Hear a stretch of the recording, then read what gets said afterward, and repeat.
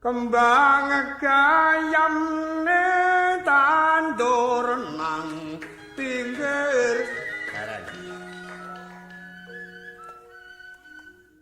Ayo Leren, sing nyuling barang. Tulah-tulit ora. Bapake disulingi. Ha kaya ula.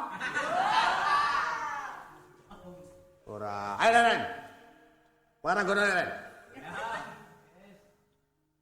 Ora Leren labrak. Ayo. Ora Leren ngono. Wis. Gamelan dikukut didal. Wong tua kok kon. Nah, kae kancamu.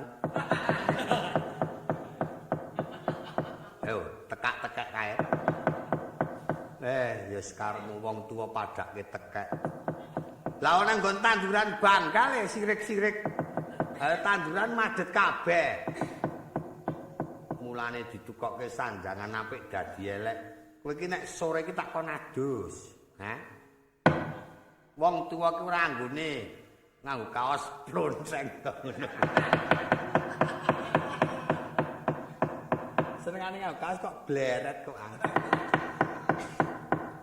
Nek sore ki adus sing resik kanggo peci.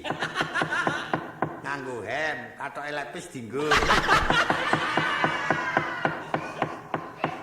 Kok malah cerobo. Tak goleke waranggana malah cerobo kaya ngono. Kita banjur sinau geder barung. Aku wis wong tuwa.